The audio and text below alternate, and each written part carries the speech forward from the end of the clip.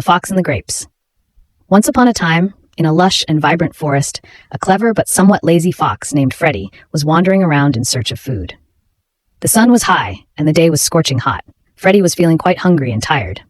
As Freddy trotted along the forest path, he suddenly spotted a large, ripe bunch of grapes hanging from a vine that was entwined around the branches of a tall tree. The grapes looked delicious and juicy, and Freddy's mouth started to water at the sight. Determined to eat the grapes, Freddy leaped into the air to grab them.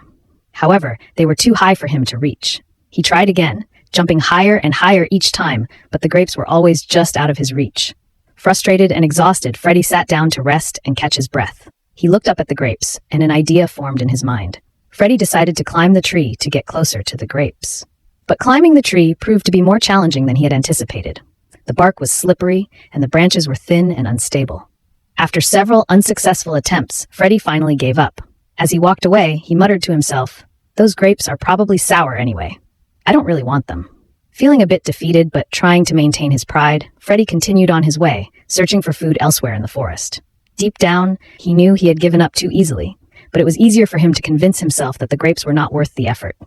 And so, Freddy the Fox learned a valuable lesson. It's easy to despise what you cannot have. Sometimes, instead of facing our challenges head-on and persevering, we make excuses and convince ourselves that what we desire isn't worth it. Moral: it's easy to despise what you cannot have.